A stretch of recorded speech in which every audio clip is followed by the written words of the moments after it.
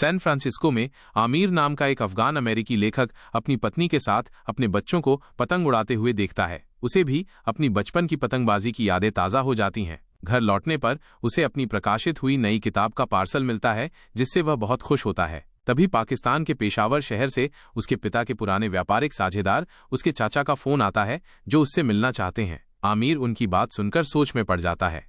कहानी अतीत में चली जाती है, जब आमिर 10 साल का था और अफगानिस्तान के काबुल शहर में रहता था। वो एक पश्तून परिवार से ताल्लुक रखता था और उसके पिता काबुल के एक धनी व्यापारी थे। उसी शहर में आमिर का एक दोस्त था, हसन, जो आमिर के पिता के यहाँ काम करने वाले एक नौकर का बेटा था। वे दोनों साथ में पतंग उड़ाते थे और कटी हुई पतंगों को लूट कर लाते थे, जिसमें हसन बहुत माहिर था। आमिर अक्सर पूछता था कि उसे हमेशा कैसे पता चल जाता है कि पतंग कहाँ गिरेगी, लेकिन हसन कभी जवाब नहीं देता था। आमिर अब अपने घर लौट आता है और अपने कमरे में बैठकर कुछ लिखने लगता है, क्योंकि उसे कहानियां लिखने का बहुत शौक था। आमिर की माँ अब इस दुनिया में नहीं थीं और वो अपने पिता के साथ रहता था। हसन भी अक्सर उनके घर पर रहता था। आमिर के पिता ने कभी भी आमिर और हसन के बीच कोई भेदभाव नहीं किया, भले ही हसन उनके नौकर का बेटा था। वे हमेशा अपने बेटे के साथ हसन को भी ले जाते थे। एक दिन आमिर और हसन कंधे पर हाथ रखकर काबुल की गलियों में घूम रहे थे। तभी एक लड़का उन्हें परेशान करने आता है। आमिर डर जाता है, लेकिन हसन अपनी गुलेल निकालकर उस लड़के पर तान देता है, जिससे वो डरकर भाग जाता है। आमिर हमेशा सोचता रहता था कि वो अपने पिता की तरह क्यों नहीं है, जिनकी हर कोई इज्जत करता है और जो बहुत बहादुर हैं। हसन भी उसे अपने पिता की तरह ही लगता था। अगले दिन हसन का जन्मदिन होता है और आमिर उसे एक गुलेल उपहार में देता है। आमिर के पिता भी हसन के जन्मदिन पर बहुत खुश होते हैं। वे हसन को आगे की सीट पर और आमिर को पीछे की सीट पर बिठाकर दोनों को बाजार ले जाते हैं, जहां वे एक पतंग की दुकान पर जाते हैं और आमिर के पिता हसन को उसकी पसंदीदा पतंग दिलवाते हैं। हसन आज बहुत खुश है और ये जन्मदिन उसे हमेशा याद रहेगा।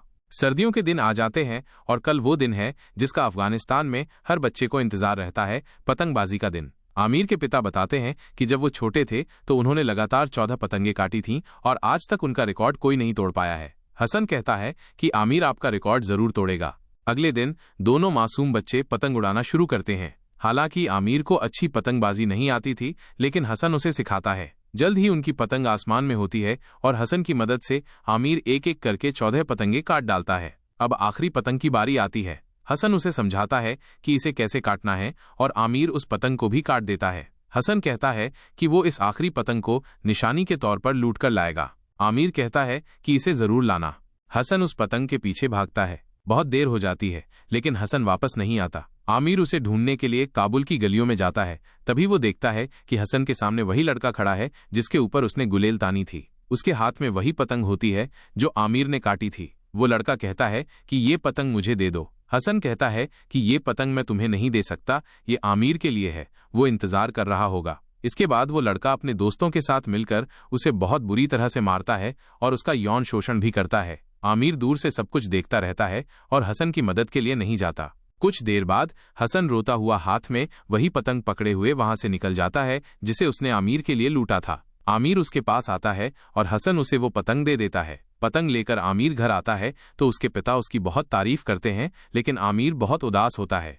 अगले 7 दिनों तक हसन आमिर से मिलने नहीं आता। आमिर के पिता समझ जाते हैं कि आमिर ने कुछ न कुछ गलत किया है, इसलिए वे आमिर को समझाते हैं। आमिर को बहुत गुस्सा आता है। उसे लगता है कि उसके पिता हमेशा हसन का साथ देते हैं। वह हसन से मिलने उसके घर जाता है, जहां वो बैठकर अनार खा रहा होता है। आमिर उसे बहुत बुरा भला कहता है और उस पर अनार फेंक कर मारता है। हसन अनार अपने चेहरे पर लगाना शुरू कर देता है और कहता है कि शायद तुम यही चाहते हो।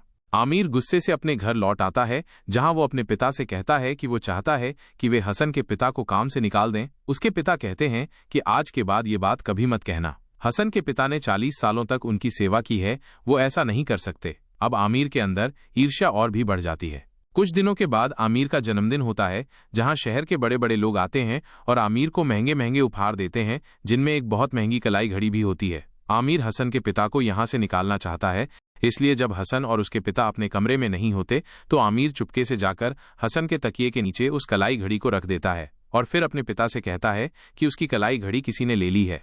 जब हसन अपने पिता के साथ वापस आता है तो आमिर के पिता उससे पूछते हैं कि क्या घड़ी उसने ली है। हसन कोई जवाब नहीं देता, लेकिन हसन के पिता जानते हैं कि हसन ऐसा नहीं कर सकता। उन्हें लगता है कि ये आमिर का काम है और उन्हें बहुत अपमानित महसूस होता है, इसलिए वे अपने बेटे हसन को लेकर वहां से निकल जाते हैं। हालांकि आमिर के पिता उन्हें रोकने की कोशिश भी करते हैं, लेकिन वे नहीं रुकते। आमिर जो चाहता था वो हो चुका था। हालांकि हसन और उसके पिता के घर से जाने के बाद घर की रौनक खत्म हो जाती है।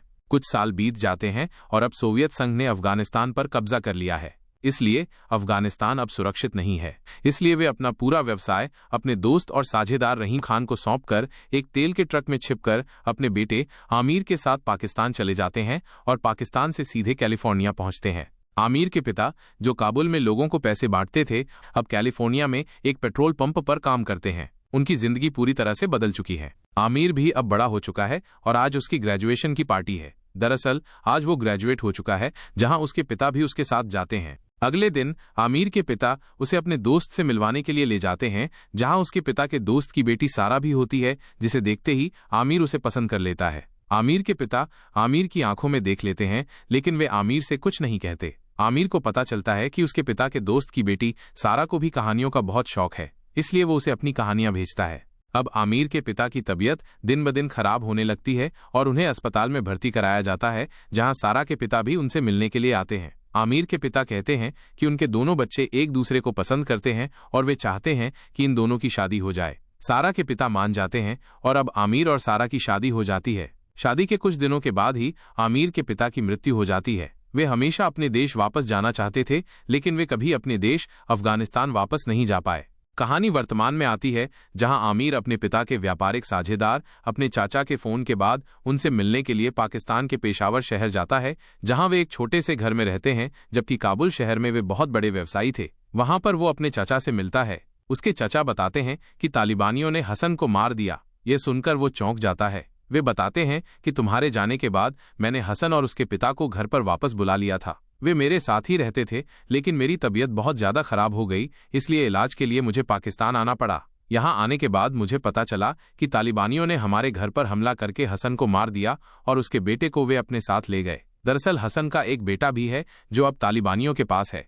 लेकिन आमिर सोचता है कि वो हसन के बेटे को बचाने के लिए अपनी जान जोखिम में डालकर अफगानिस्तान क्यों जाए। उसके चाचा अपनी जिंदगी की आखिरी सांसें ले रहे होते हैं, क्योंकि वे बहुत बीमार हैं, इसलिए वे उसे सच बता देते हैं कि हसन तुम्हारा भाई है। जो खून तुम्हारे अंदर है वही हसन के अंदर है। तुम्हारी माँ की मृत्यु के बाद तुम्हारे पिता बहुत अकेले हो गए थे, इसलिए अपने घर पर काम करने वाली एक औरत के साथ उनके रिश्ते बने, जिनसे हसन पैदा हुआ। लेकिन तुम्हारे पिता नहीं चाहते थे कि समाज को ये बात पता चले, क्योंकि इससे उनकी बहुत बदनामी होती, इसलिए अपने घर पर काम करने वाले एक आदमी को उन्होंने अपने बेटे हसन को दे दिया। उसी ने उसकी परवरिश की। लेकिन अब हसन के बेटे को तुम्हारी जरूरत है, तुम्हें उसके बेटे को बचाना होगा।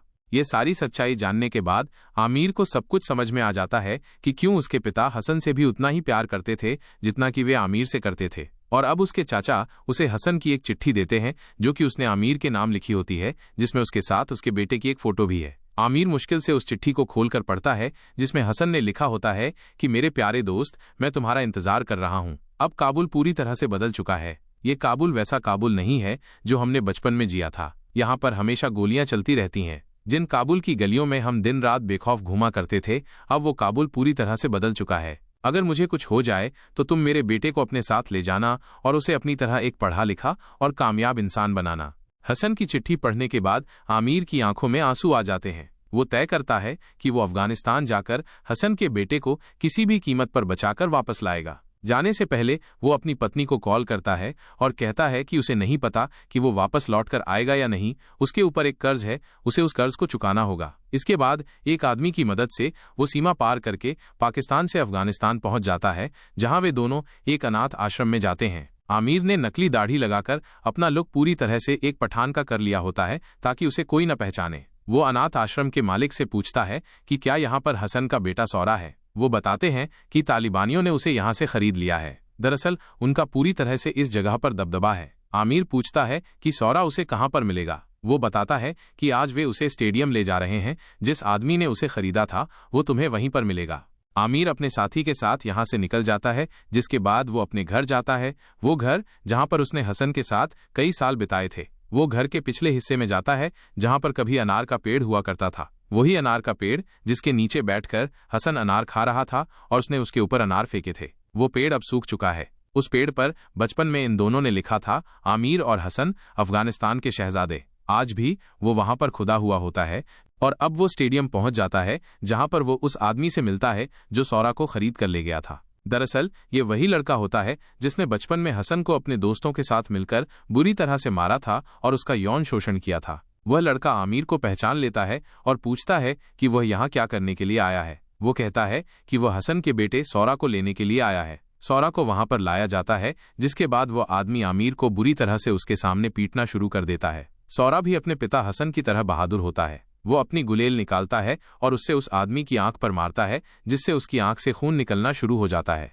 यहाँ पर आमिर को और सौरा को मौका मिल जाता है। वे दोनों दीवार कूदकर वहां से निकल जाते हैं, जहां पर बाहर पहले से उनकी गाड़ी होती है। वे गाड़ी से यहां से भागकर किसी तरह से अफगानिस्तान और पाकिस्तान के बॉर्डर को पार करके एक बार फिर से पेशावर आ जाते हैं। पेशावर पहुंचकर आमिर को पता चलता है कि उसके चाचा की यानी कि उसके पिता के जो बिजनेस पार्टनर थे उनकी भी मृत्यु हो चुकी है। अपनी और सौरा की कैलिफोर्निया की टिकट करवाता है। साथ ही सौरा उसे बताता है कि किस तरह से बचपन में वो उसके पिता के साथ पतंग उड़ाया करता था। इस तरह से वो उसके पिता के साथ काबुल की गलियों में बेखौफ घूमा करता था। दरअसल हसन ने भी अपने बेटे को आमिर के बारे में बहुत कुछ बताया होता है। जल्द ही दोनों कैलिफोर्निया पहुंच जाते हैं, जहां पर आमिर की पत्नी सौरा को स्वीकार करती है क्योंकि उसे सब कुछ पता चल चुका है। साथ ही सौरा भी जल्दी उनके साथ उस माहौल में ढल जाता है और अब आमिर सौरा को एक पार्क में ले जाता है, जहां पर वो सौरा को पतंग उड़ाना सिखाता है, ठीक उसी तरह से जिस तरह से बचपन में हसन उसे सिखाया करता था। दरअसल आज आमिर को एहसास है कि उसने हसन के साथ जो कुछ किया था वो बहुत गलत था, जबकि हसन ने हमेशा उसका साथ दिया था। पर अब वो हसन के बेटे सौरा के साथ अपनी सभी गलतियों का प्रायश्चित करना चाहता है और उसे एक अच्छी जिंदगी देने का फैसला करता है। तो ये थी पूरी कहानी इस फिल्म की। उम्मीद करते हैं कि ये कहानी आपको पसंद आई होगी।